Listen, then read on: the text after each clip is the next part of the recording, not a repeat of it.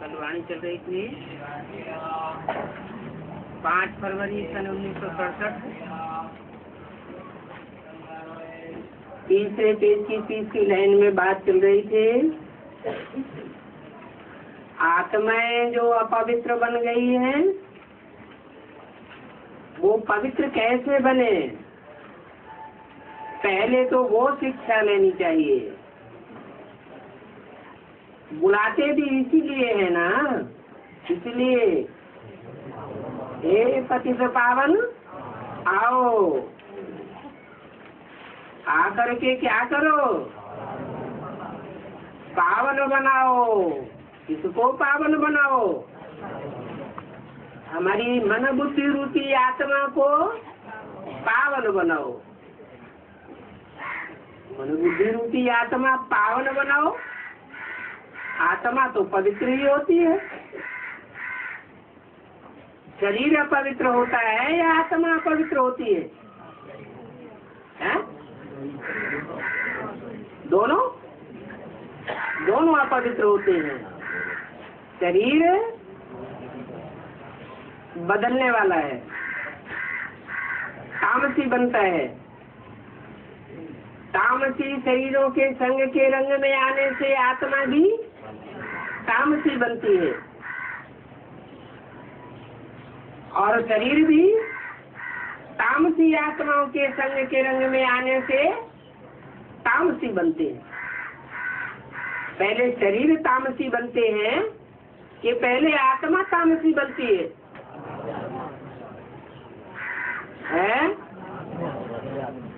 आत्मा तामसी बनती है। इब्राहिम की आत्मा आई द्वापर युग से, तो इब्राहिम की आत्मा तामसी थी या सात्विक थी? परमधाम से आने वाली हर आत्मा सात्विक होती है। तो आत्मा पहले सतो प्रधान होती है कि शरीर पहले तमो प्रधान होता है? आत्मा पहले तमो प्रधान। इब्राहिम की आत्मा ऊपर से आई, वही तो बात है कि शरीर तमो प्रधान होते हैं पहले। शरीर के संग के रंग से आत्मा तमो प्रधान बनती है या आत्मा स्वतः ही तमो प्रधान बन जाती है? शरीर के संग या शरीरधारी के संग के रंग से आत्मा तमो प्रधान बनती है। तो शरीरधारी कहेंगे तो भी आत्मा है। माना इब्राहिम जिस तन में प्रवेश करता है, जिस तनधारी आत्मा को प्रभावित करता है, वो आत्मा पहले से ही पतित तमो प्रधान है। उसमें विचारी सुख भोगने की कोटि ज्यादा है। इसलिए इब्राहिम की आत्मा सात्विक होने के बावजूद भी उस आधार मूर्त में प्रवेश करके उसके संग का रंग लेकर के नीचे गिरती है। अरस परस है। आत्मा शरीरधारी के संग के रंग में आकर के नीचे गिरी। शरीर तो जड़ ही होता है। जड़त्व में शरीर के संग के रंग में आकर के आत्मा भी जड़त्व में ही होती जाती है। दो चीजें हैं, आत्मा और प्रकृति, जिसके 5 तत्वों का पुतला कहा जाता है।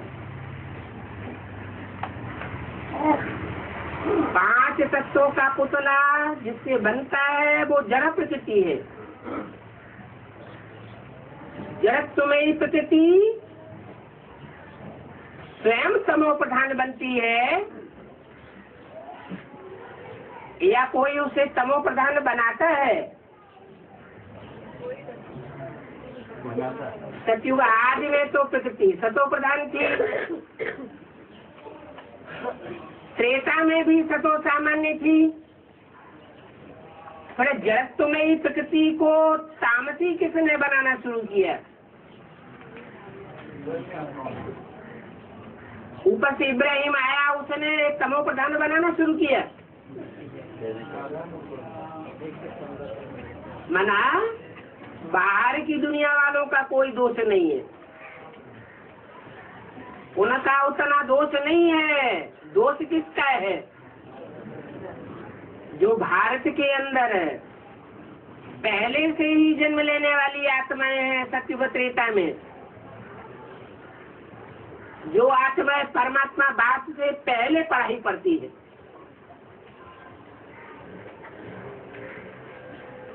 लेकिन बाद में सुधरती है।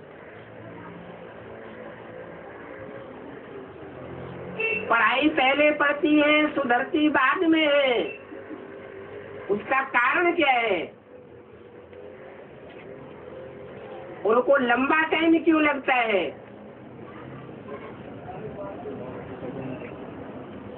ज्यादा जन्म। अच्छा, वो ज्यादा जन्म लेती है, और जो सूर्यवंशी चंद्रवंशी है वो ज्यादा जन्म नहीं लेते। वो आत्माएं हैं जिनके अंदर ये पार्ट भरा हुआ है।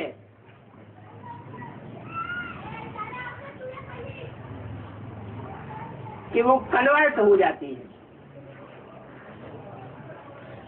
कच्ची कमजोर आत्माएं हैं, दूसरे के संग के रंग में जल्दी आ जाती है।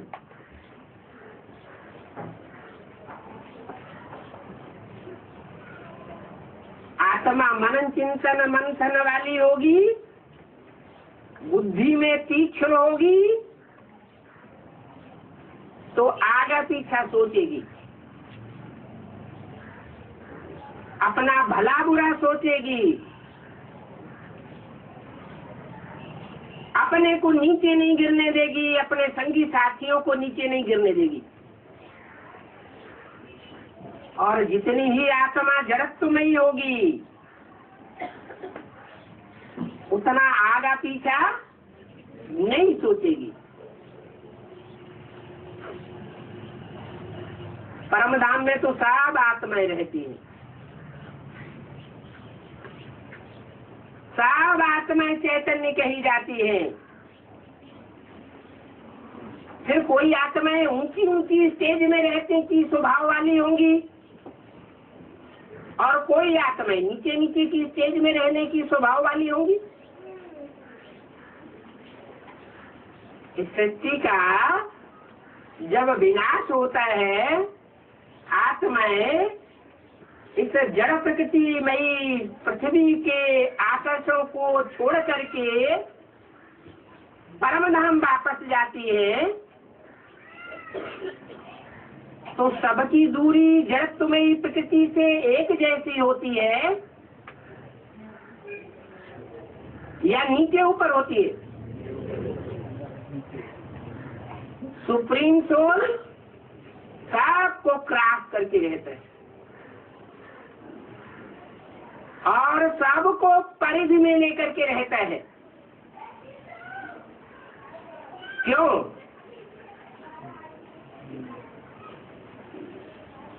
उसके बाद प्रजापिता सब आत्माओं को परिधि में लेकर के रहता है, लेकिन सुप्रीम सोल को परिधि में नहीं ले सकता। इसी तरह नंबरवार 500 करोड़ मनुष्य आत्माएं हैं। ये रुद्रमाला है बड़ी से बड़ी।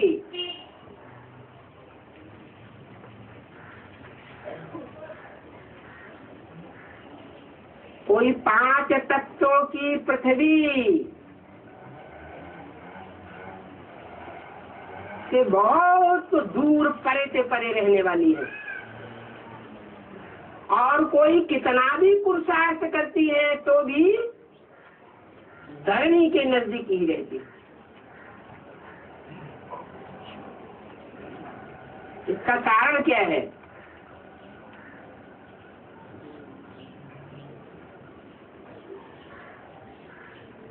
पृथ्वी तो गोल है, गोल पृथ्वी के चारों ओर वायुमंडल है, वायुमंडल के चारों ओर स्पेस है, और स्पेस के चारों तरफ परमधाम है। कुछ आत्माएं पृथ्वी के बहुत नजदीक नजदीक रहती है और कुछ आत्माएं बहुत दूर दूर रहती हैं। कम जन्म लेने वाली कौन सी होंगी और ज्यादा जन्म लेने वाली कौन सी होंगी? कम पार्ट किस में भरा होगा और ज्यादा पार्ट किस में भरा होगा? जो नजदीक होंगी, जो पृथ्वी के नजदीक रहने वाली होंगी, पृथ्वी के नजदीक परिधि में आने वाली होंगी, माने जिनकी परिधि छोटी होगी वो कम पार्ट बजाने वाली होगी, और जितनी ही परिधि उनकी विस्तार वाली होगी, जाति आत्माओं को परिधि में लेने वाली होंगी, वो जाति जन्म लेने वाली होंगी।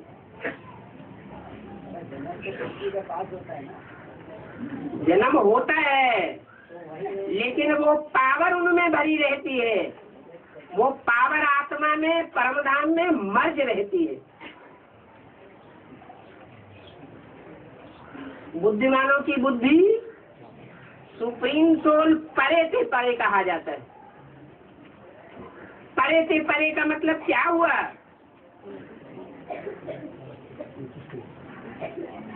बुद्धि में सबसे परे है, वो जन्मन के उस चक्र में आता ही नहीं, इसलिए बुद्धिमानों की बुद्धि कहा जाता है।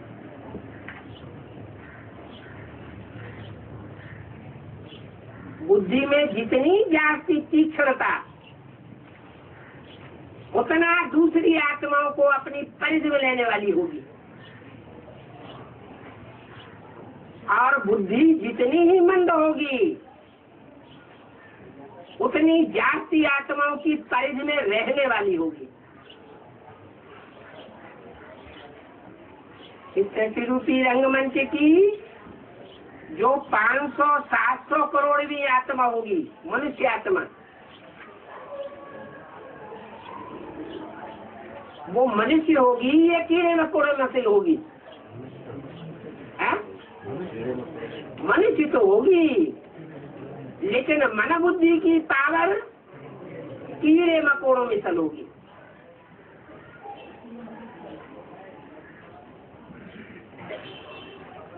इस बात का फाउंडेशन कहाँ पड़ता है? अभी संगम युग में जब सुप्रीम सोल बाप आते हैं, आत्माओं को राजयोग सिखाते हैं, जो भी मनुष्य मात्र है सबको बाप का परिचय मिलता है। नंबरवार याद करने के लिए सानिध्य मिलता है, संग का रंग मिलता है।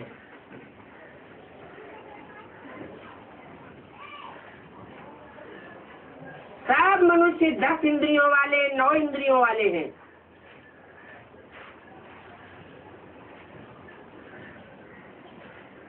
कोई अपनी सब इंद्रियों से परमात्मा का सानिध्य प्राप्त कर लेते हैं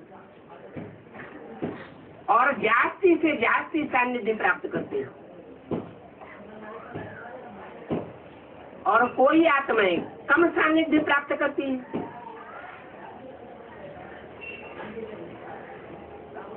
उन आत्माओं में सबसे पावरफुल आत्मा कौन बनती है?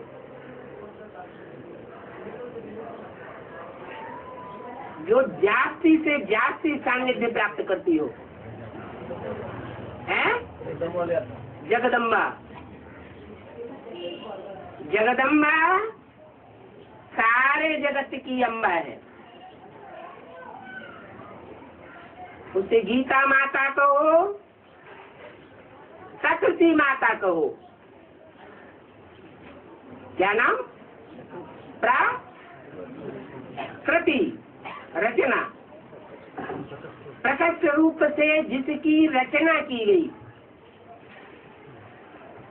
माना एड़ी चोटी की सारी पावर लगा करके परम पिता परमात्मा ने उसकी रचना की है। और उसने जितना सर्व इंद्रियों से सानिध्य प्राप्त किया है, उतना सानिध्य और कोई भी मनुष्य आत्मा को प्राप्त नहीं होता।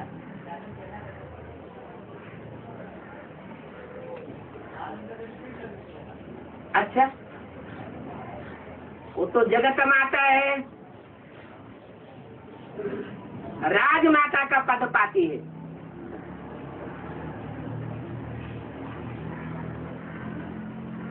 बड़ी मम्मी कही जाती है, बड़ी माता,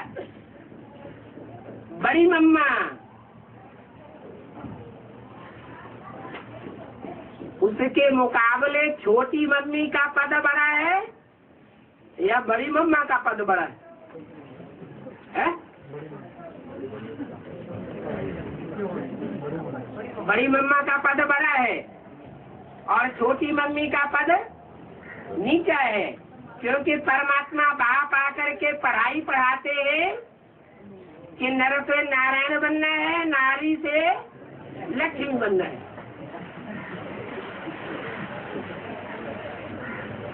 बराबर है? माने परमात्मा बाप जो लक्ष्य देते हैं वो लक्ष्य नीचा देते हैं, और जगदम्बा उसके मुकाबले ऊंचा पद प्राप्त करती है।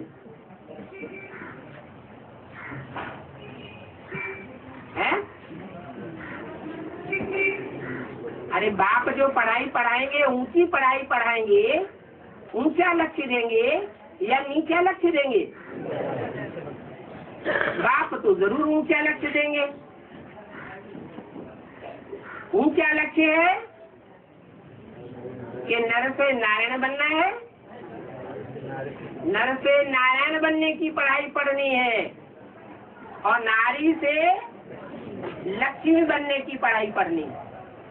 कोई नारी कहे ये क्या बात, हम क्यों लक्ष्मी बने? नारायण के कंट्रोल में रहना पड़ेगा, जन्म जन्मांतर के संस्कार पड़ जाएंगे राजा के कंट्रोल में रहने के। हम नहीं किसी के कंट्रोल में रहते।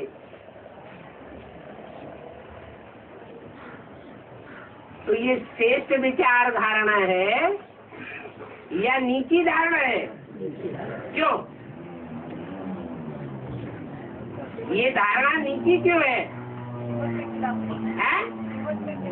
श्रीमत के बरखिलाफ क्यों है? नारी से लक्ष्मी बनने को बताया है बाबा ने। हाँ, नारी जो है वो कलयुग के अंत में कोमल शरीर वाली होती है, कोमल स्वभाव वाली होती है, कोमल इंद्रियों वाली होती है। कलयुग के अंत में नारी अबला बन जाती है। क्यों? क्योंकि सब पुरुषों को बोला है, सब पुरुष दुर्योधन दुशासन नंबरवार, उनमें प्रजापिता और ब्रह्मा की सोल भी आ जाती है। रामकृष्ण की आत्माएं भी आ जाती है।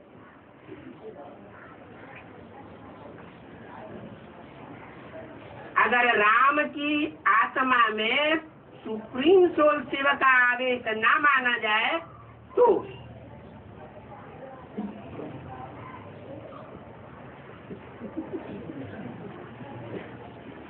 अगर बुद्धि में ये बैठा हुआ है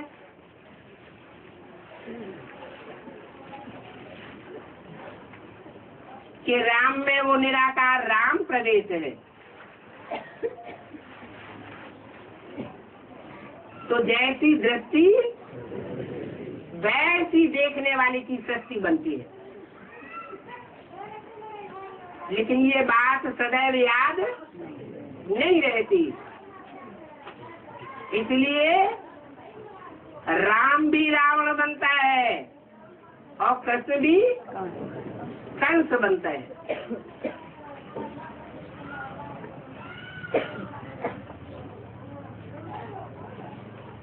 कंस बनना और रावण बनना ये लाजमी है। कब? सतो प्रधान शूटिंग में या तमो प्रधान शूटिंग में? जब सारी शक्ति तमो प्रधान बन जाती है। सिर्फ प्रकृति की ही बात नहीं है, प्रकृति तो जड़त्वमयी है। जड़त्वमयी प्रकृति ज्ञान को पहले नहीं समझ सकती, इसलिए मुरली में बोला है, मेरे साथ रहने वाले बच्चे मेरे को नहीं पहचान पाते। और सबसे ज्यादा साथ कौन देती है? तन से जगदम्बा। लेकिन जड़त्वमयी प्रकृति होने के कारण बाप को नहीं पहचान पाती।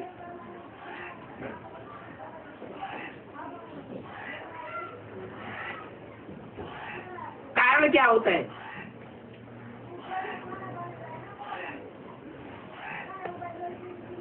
स्त्री चोला।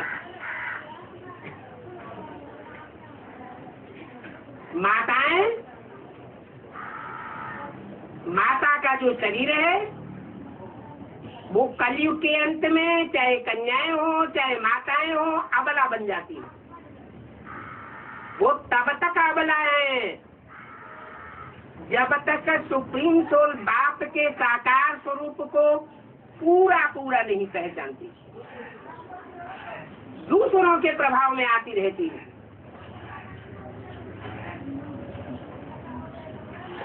जब पूरा पहचान लेती है तो पति परमेश्वर वाली जो बात भक्ति मार्ग में चलती है वो सिर्फ परमात्मा बाप के ऊपर लागू होती है।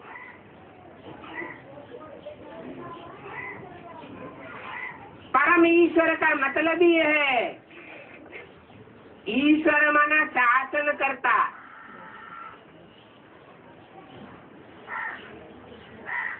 ईश्वर माना शासन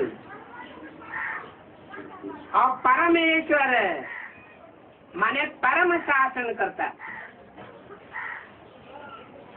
जो भी शासन करने वाले हैं उनसे भेंट की गई परम शब्द के द्वारा। जैसे अंग्रेजी में कहते हैं गुड बेटर बेस्ट,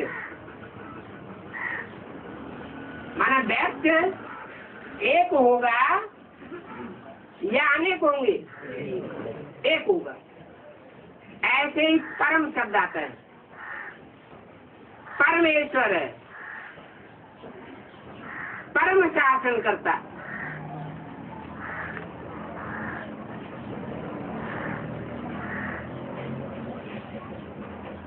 बुद्धि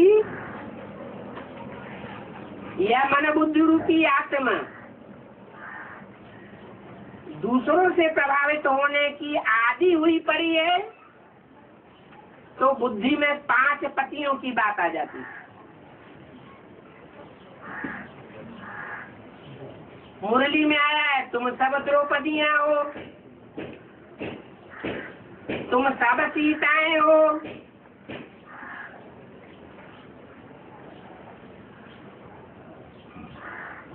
तो अबलामयी बुद्धि होने के कारण ये बात नहीं आती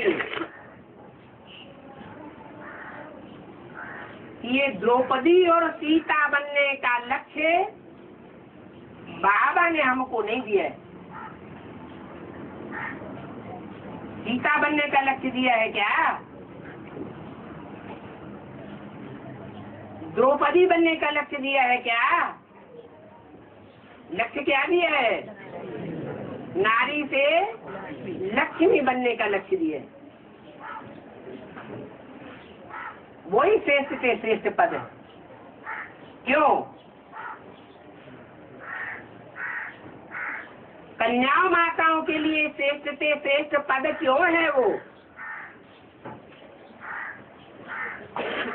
क्योंकि जैसा लक्ष्य वैसा लक्षण धारण करने वाली बनती है।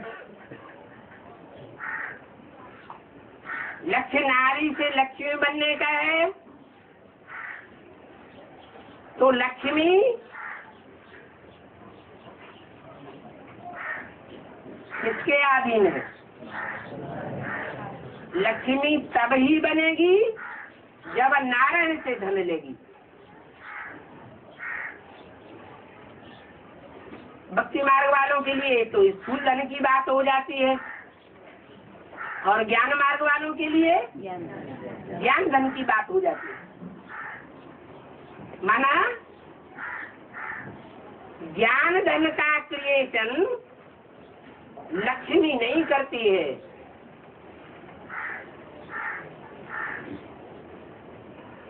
वो मनन चिंतन मंथन करके मक्खन नहीं निकालती है, लेकिन नारायण के द्वारा और उसके सहयोगियों के द्वारा जो मक्खन रूपी सार निकलता है, जिसे गीता ज्ञानामृत कहा जाता है, वो गीता ज्ञानामृत धारण करने के निमित्त बनती है। धारणा भी दो प्रकार की होती है।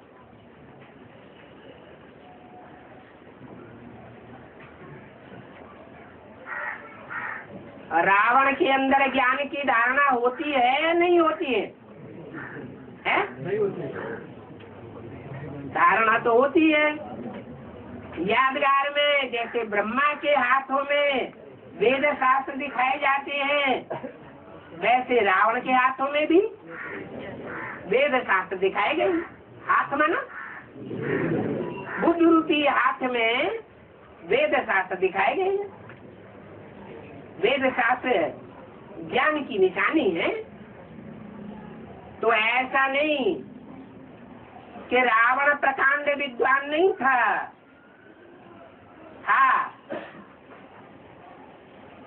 लेकिन ज्ञान को अपने प्रैक्टिकल जीवन में धारण नहीं कर सका। और उसके अपोजिशन में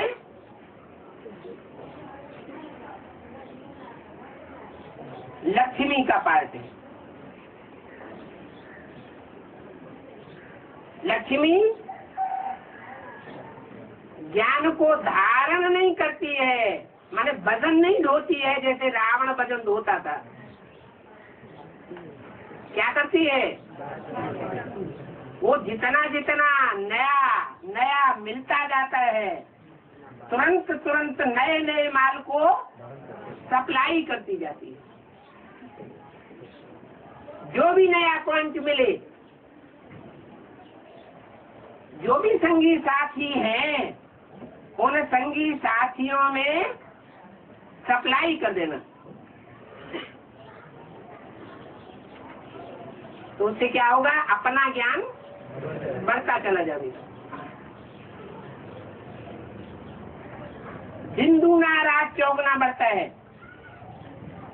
और जो बाप है वो खुश होता है, इसलिए कि बाप तो सर्वसेवल बच्चों को चाहता है या प्रकांड ज्ञान धारने वालों को चाहता है। जो सर्वसेवल बच्चे हैं उनको चाहता है, उनको याद करता है। जो ज्ञान ले लेते हैं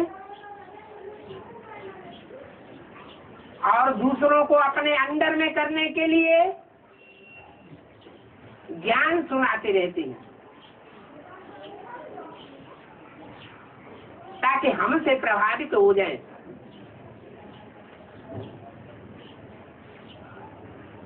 हमारे अंडर में रहे।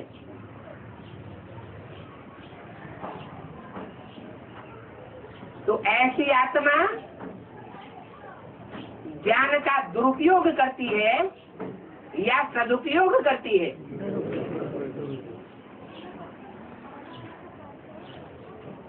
दुरुपयोग इसलिए करती है जो ज्ञान सुनाने वाला है वो ज्ञान सुना करके उस आत्मा को बाप के हवाले करे, बाप को अर्पण करे। अर्पण में बुद्धि बनाए।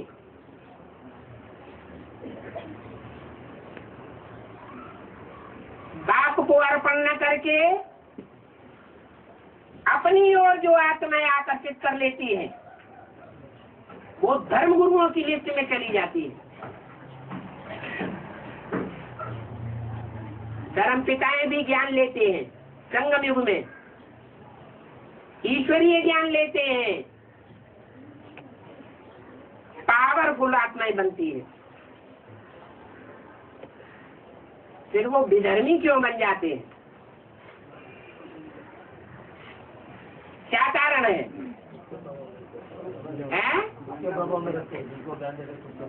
हाँ, जिन जिन आत्माओं को ज्ञान देंगे पहले उनको अपना बना देंगे।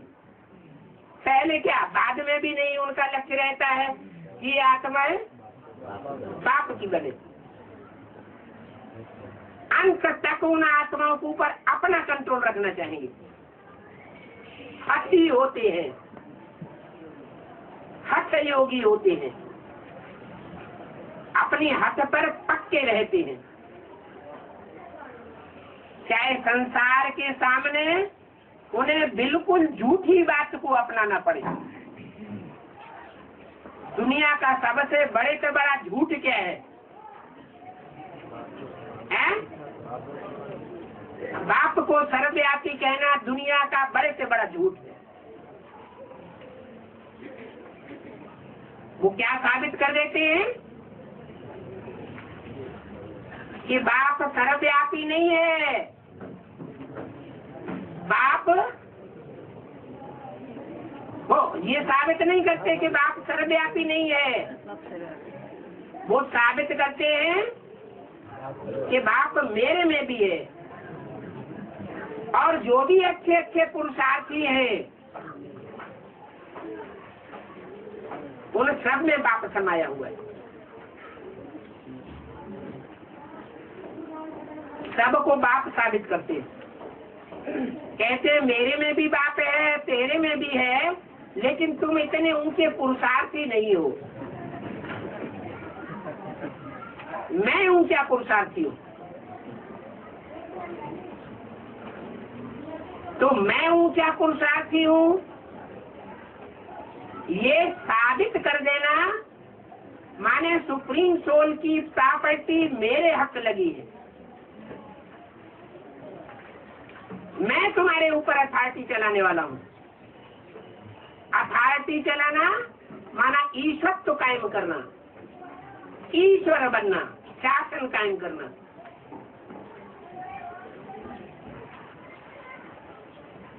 तो ईश्वर अनेक हो जाते हैं। सुप्रीम सोल बाप आकर के बताते हैं अभी तो मैं आया हुआ हूँ, अभी शिवो हम बनने की दरकार नहीं है। अभी गीता का भगवान शिव को ही साबित करना है। शिव बिंदु का नाम है। गीता का भगवान आकर के कहते हैं कि मैं गीतापति भगवान हूँ।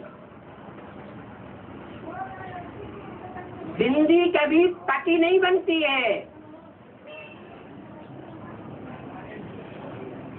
बिंदी बिंदी आत्माओं के साथ सुप्रीम सोल ज्योति बिंदु शिव का एक ही संबंध है।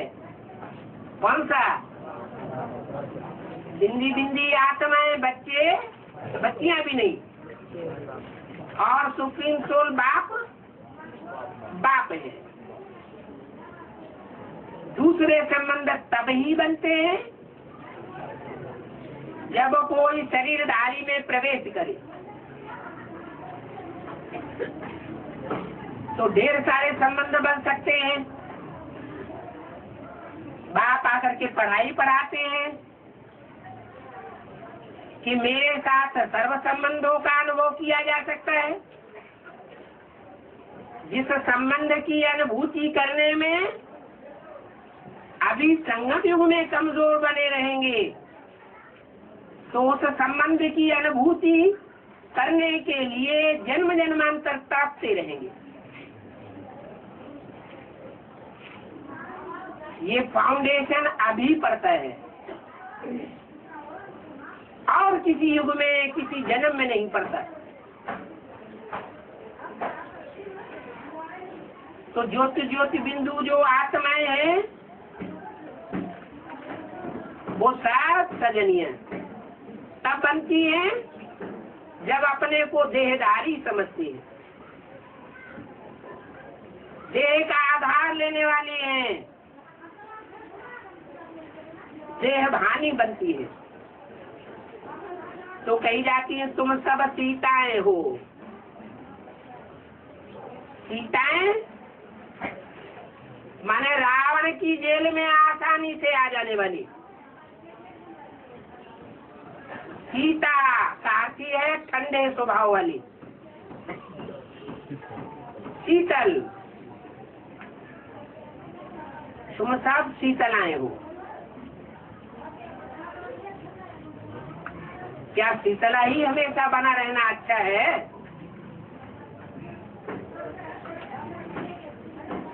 असुरों के सामने, आसुरी प्रवृत्तियों के सामने शीतल बना रहना अच्छा होता है क्या? नहीं। उनके सामने कौन सा रूप धारण करना है? ज्वाला रूप धारण करना है। ये दोनों ही शक्तियां होनी चाहिए। देवियों के अनेक रूप दिखाए गए हैं। उन रूपों में एक रूप शीतला का भी है और एक रूप ज्वाला देवी का भी है। जैसे अग्नि जीव लपलपाती है ना लाल लाल, ऐसे उसकी जीव में से ज्वाला निकलती है।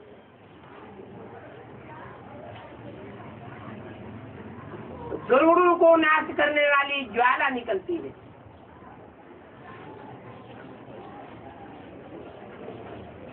तो कभी शीतला और कभी ज्वाला रूप, ये दोनों ही रूप शक्तियों को धारण करने हैं।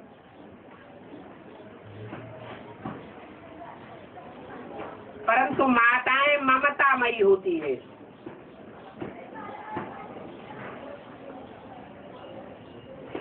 तिरसठ जन्मों के अभ्यास पड़े हुए होने के कारण ममता रूपी मोह को त्याग नहीं पाती। तो जो आसुरी बच्चे होते हैं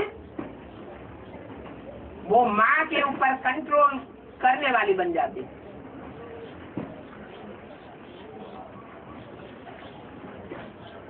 कंट्रोलर बन जाते हैं। माँ मोहमयी होने के कारण उन बच्चों के ऊपर जरूरत से ज्यादा मोह की रग होने के कारण रहम की भावना धारण कर लेती है।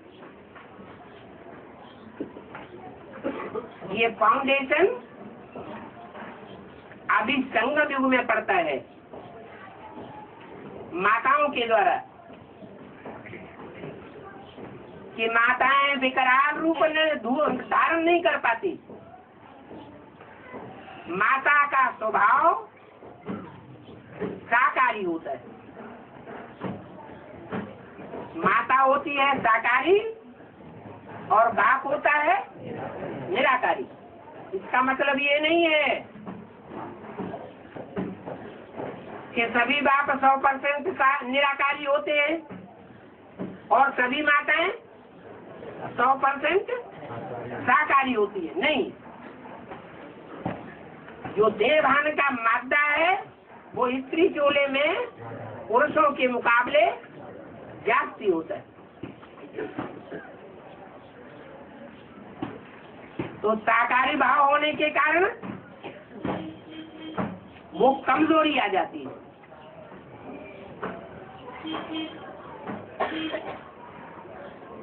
रावण के सर के ऊपर जो गधे का रूप दिखाया जाता है वो देवभान की निशानी है। वो देहभान रावण को जन्म दे देता है।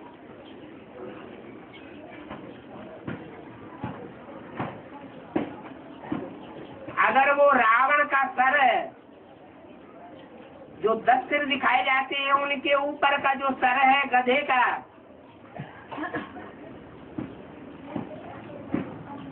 वो न दिखाया जाए तो रावण का अस्तित्व खलास हो जाएगा।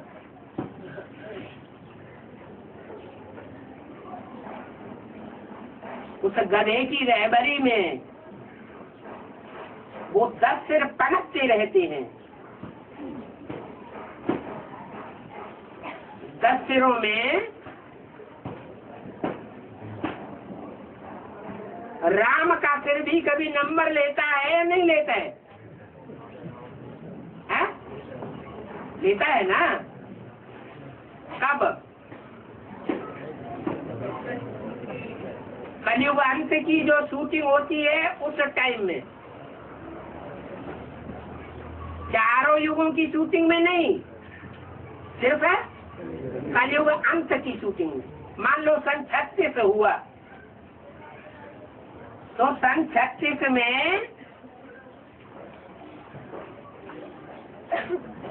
राम वाली आत्मा को जब सुप्रीम सोल बाप आता है तो ब्राह्मण बच्चा बनना पड़ता है या नहीं बनना पड़ता है? ब्राह्मण बने बिगर प्रजापिता था क्या? पहले क्या बनना पड़े? ब्राह्मण बनना पड़े। पहला ब्राह्मण तो पहला देवता, जो पहला देवता तो पहला क्षत्रिय, तो पहला वैश्य, तो पहला शूद्र। तो सन 36 से पहले वो शूद्र क्या? वो सन 36 में ही शूद्र नहीं, जब से कलयुग शुरू हुआ 1250 वर्ष पहले, तब से ही वो पहला शूद्र था। और सन 36 में वो शूद्र पहले ब्राह्मण बनने के लिए उसके जन्मदाता का नाम भी चाहिए। तो कौन हुआ जन्मदाता? है उस ब्राह्मण बच्चा जो प्रजापिता के रूप में संसार में विख्यात होता है, उसका जन्मदाता कौन हुआ? आदि ब्रह्मा, जिसको कहा जाता है बड़ी से बड़ी माँ। तो उस आत्मा के साथ प्रजापिता का पहला संबंध क्या बना?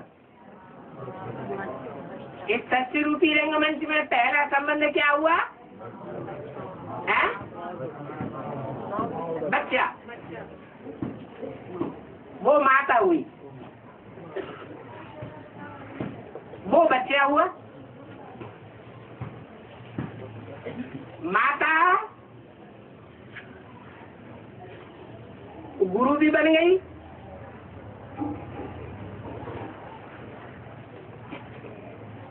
क्योंकि माता के द्वारा जो भी सुनाया गया, भले सुना हुआ सुनाया गया,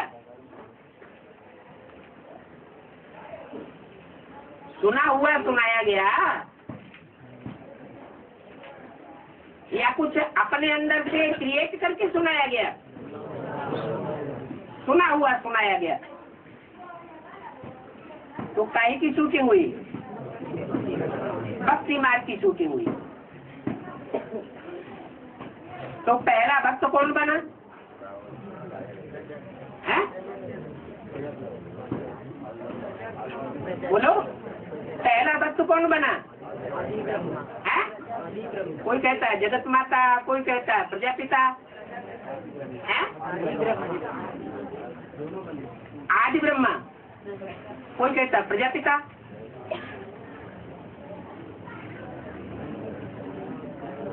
है? अरे पहला भक्त कौन बना? प्रजापिता, आदि ब्रह्मा। ये तो लड़ाई हो गई। सुना हुआ सुनाया है? सुना हुआ सुनाया आदि ब्रह्मा ने। सुना हुआ सुनाया, तो सुनना सुनाना है भक्ति मार्ग, सुनना सुनाना है भक्ति मार्ग। तो प्रजापिता ने सुना तो है, तो भक्त नहीं हुआ है?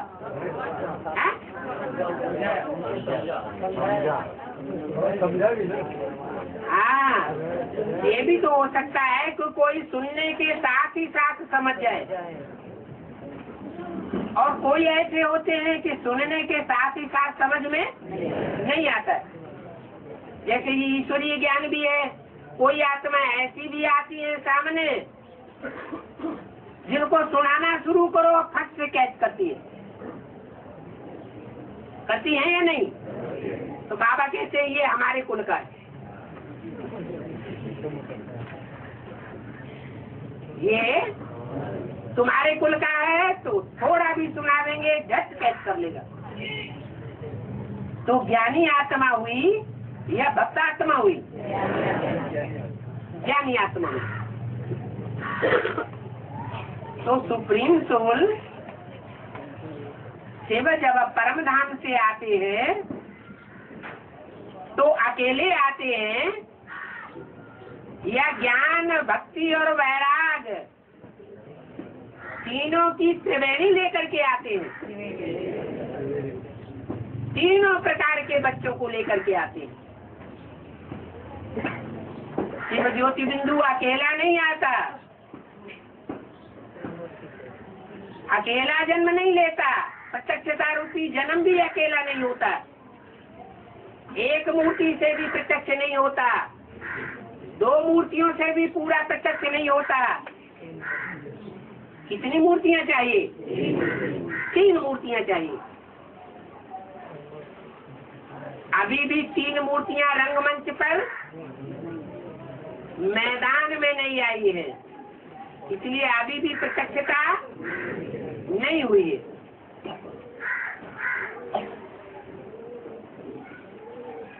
तो ज्ञान तीसरे नेत्र की मूर्ति और भक्ति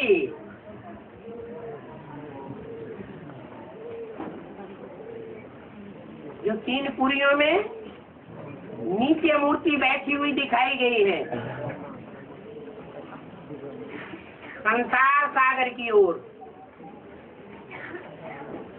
और तीसरी मूर्ति वैराग माने विशेष, और राग माना प्यार। साधारण प्यार नहीं है, कैसा है? विशेष प्यार है। तो साधारण प्यार क्या होता है और विशेष प्यार क्या होता है? जो साधारण रागी होते हैं, प्यार करने वाले होते हैं, वो सर्वसामान्य सर्वसाधारण प्यार करते हैं जो दुनिया करती है। और विशेष रूप में प्यार करने वाला होगा, विशेष रागी होगा, वो क्या करेगा? मेरा तो एक शिव बाबा, दूसरा न कोई।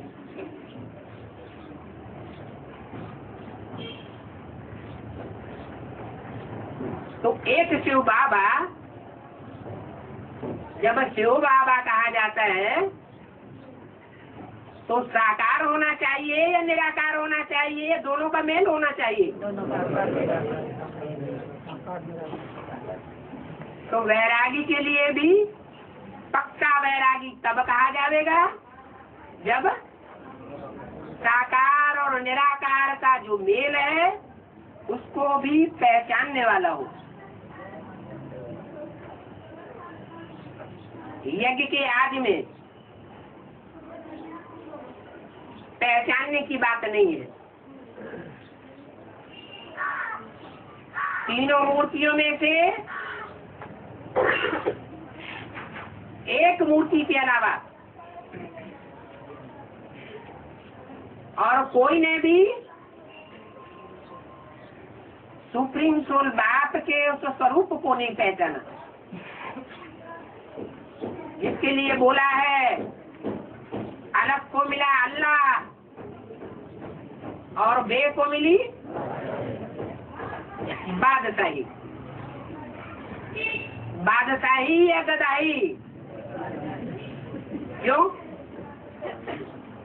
ईश्वर आकर के जो यज्ञ रचता है उस यज्ञ की कंट्रोलिंग पावर अगर किसी को मिले तो वो गधाई है या राजाई है?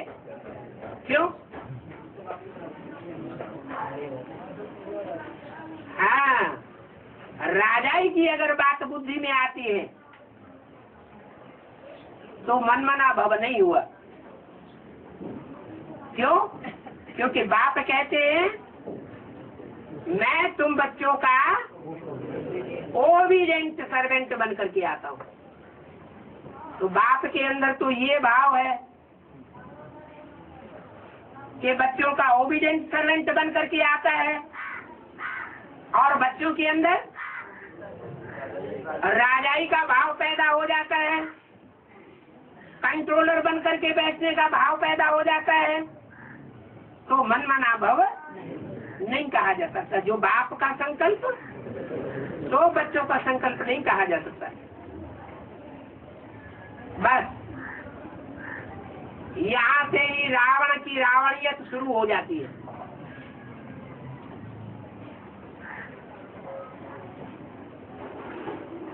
ज्ञान में आने के बाद, रुद्र ज्ञान यज्ञ का भांति बनने के बाद अगर सेवा भाव अंदर से नहीं रहा और दूसरी आत्माओं को अपने कंट्रोल में रहने का रखने का भाव रहा तो जैसे कि रावण बन गए।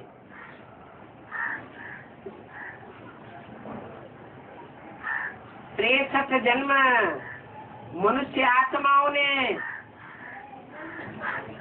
शासन की भूख में आकर के सारी दुनिया को रुलाया।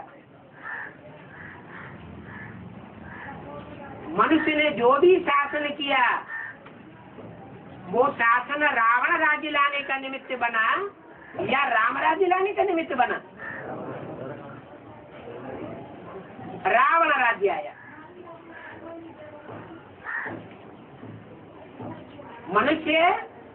मनुष्य को कंट्रोल करेगा तो रावण बन सकता है, राम नहीं बन सकता।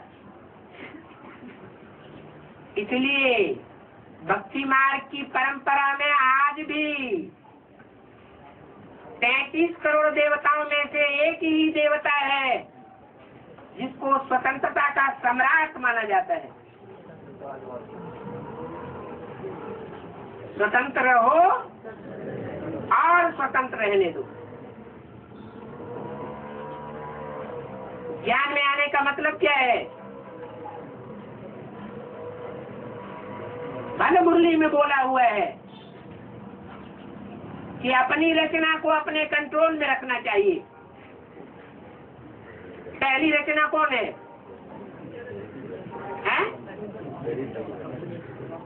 पुरुष, कोई भी पुरुष आत्मा, कोई भी मनुष्य आत्मा है जो ज्ञान में चलती है, उसकी पहली रचना कौन हुई? स्त्री। हाँ, अपना शरीर ही अपनी रचना है। कोई संबंधी हमारी रचना नहीं है। रचयिता एक बात है, हम भी उसकी रचना है। हम किसी के ऊपर कंट्रोल करने वाले नहीं है। रचना को रचना से वर्षा नहीं मिलता। रचना को एक रचयिता बाप से वर्षा मिल सकता है। तो रचयिता के कंट्रोल में सबको होना चाहिए। बाकी आत्माएं सब भाई भाई है। अगर कोई होशियार है, ज्ञान में, सेवा में सीखा है, धारणाओं में सीखा है,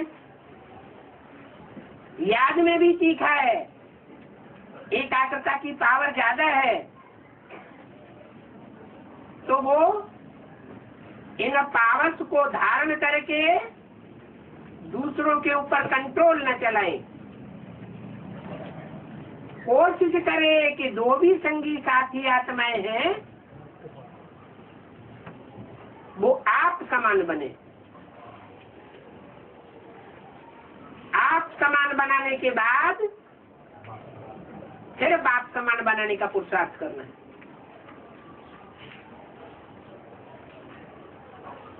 आप समान ही नहीं बना पाएंगे तो बाप समान कैसे बनावेंगे? आप समान जिन आत्माओं को बना लिया जाएगा वो आत्माएं बाप समान भी बन जाएंगी।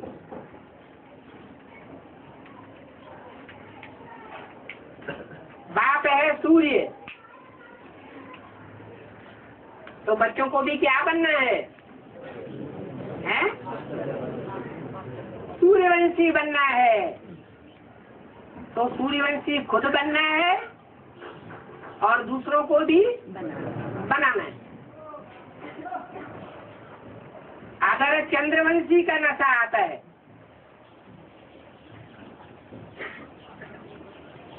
इस्लाम वंशी का नशा आता है, बौद्धि वंशी का नशा आता है,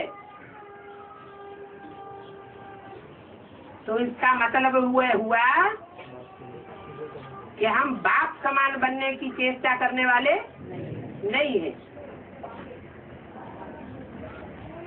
जो भी नई दुनिया कंप्लीट स्थापन होगी, उस नई दुनिया में सब सूर्यवंशी होंगे या चंद्रवंशी इस्लामवंशी भी मौजूद रह जाएंगे। सब सूर्यवंशी होंगे। सबको कन्वर्ट होना पड़ेगा। बल प्रवृत्ति मार्ग होगा। सत्संग में प्रवृत्ति मार्ग होगा या नहीं होगा? प्रवृत्ति मार्ग होगा। सूर्यवंशियों और चंद्रवंशियों की प्रवृत्ति बनेगी, लेकिन वो चंद्रवंशियों को भी क्या बनना पड़े? सूर्यवंशी बनना पड़े। इसलिए आज भी भक्ति मार्ग में जो परंपरा चल रही है कि पुरुष जिस कन्या से शादी करता है वो कन्या नीचे कुल की उठाई जाती है और पति उच्च कुल का होता है। जो नीचे कुल की कन्या आती है वो शादी होने के बाद अपने टाइटल को बदल देती है।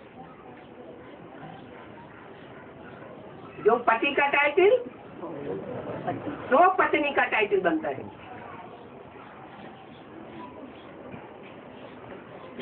तो यहाँ भी यदि बुद्धि में से बात निकल जानी चाहिए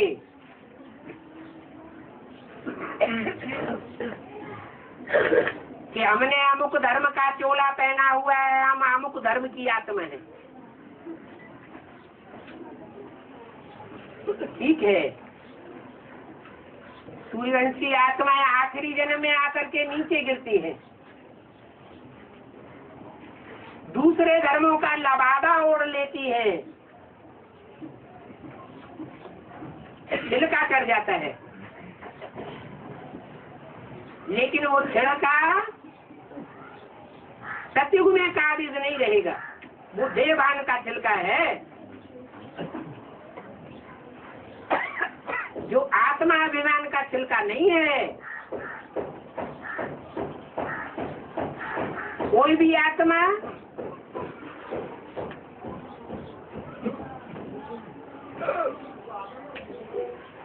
किसी धर्म विशेष की नहीं होती है। सतयुग में, सतयुग के आदि में वो सात सूर्यवंशी होती है। संगम युग में अमुक अमुक धर्मों का देह अभिमान का छिलका चढ़ जाता है, स्वभाव संस्कार का। जिन स्वभाव और संस्कारों को त्यागने के लिए 18 जनवरी में अव्यक्त बाप दादा ने 3 महीने का टाइम दिया।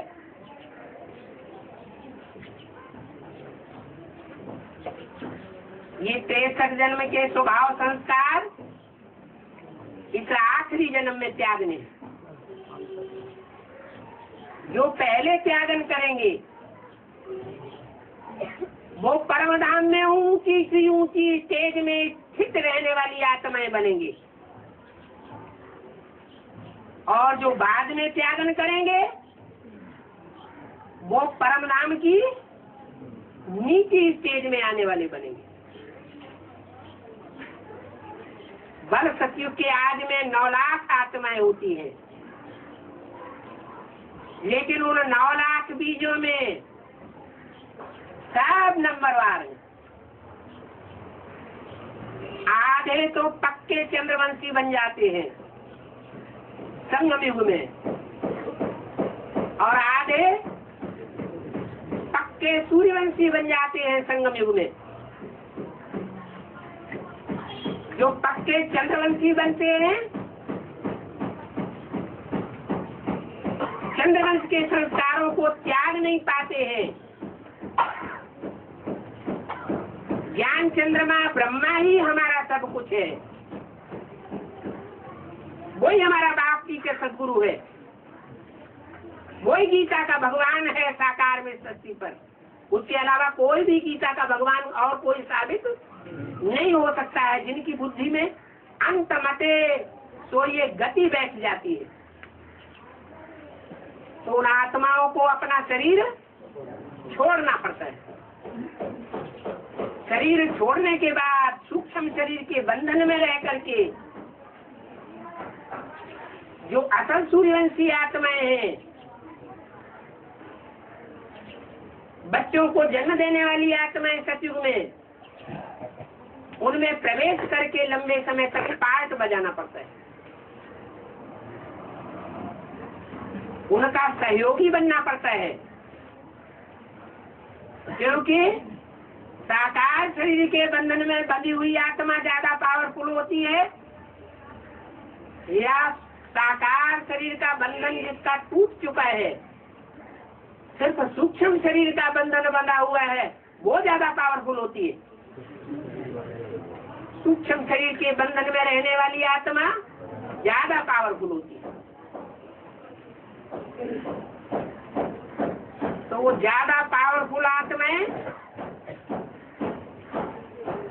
तब तक प्रवेश करके पार्ट बजाती हैं जब तक साकार शरीरधारी पूरी निराकारी स्टेज को प्राप्त नहीं कर लेता, आत्मिक स्टेज में नहीं आ जाता, अपने स्वरूप को नहीं पहचान लेता, अपने आत्मा के अनेक जन्मों को नहीं पहचान लेता, तब तक उनका सहयोग करना पड़े सूक्ष्म शरीर की शक्ति से।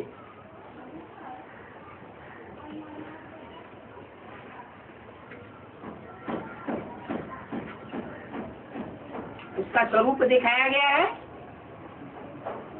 एक आत्मा का मिसाल दिया जाता है, ऐसे ही दूसरी आत्माएं भी मानी जा सकती। क्या मिसाल है, क्या चित्र है? अर्धनारीश्वर, आधा स्त्री आधा पुरुष, शक्ति और शिव का स्वरूप। सारी शक्ति उस आत्मा की कार्य करती है।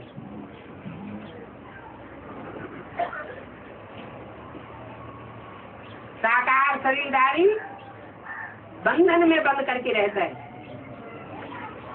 उतने बड़े कार्य नहीं कर सकता।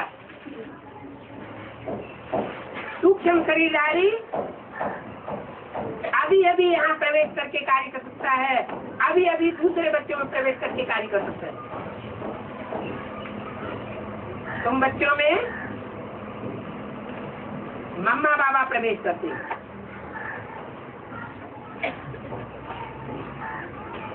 मम्मा बाबा की आत्माएं अभी भी प्रवेश करके पार्ट बजा रही है। ये बात दूसरी है कि कोई कोई में और भी आत्माएं प्रवेश करके पार्ट बजाती। जैसे आर्य समाज धर्म में प्रभावित होने वाली आत्मा होगी बीज रूप आत्मा, तो उसमें और धर्मों के भी प्रवेश करेंगे। कोई में कम आत्माओं की प्रवेशता होती है, कोई में जाती आत्माओं की प्रवेशता होती है। जिनमें जितनी कम आत्माओं की प्रवेशता होती है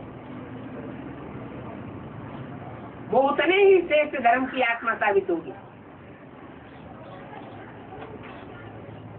बीज रूप आत्मा साबित होगी।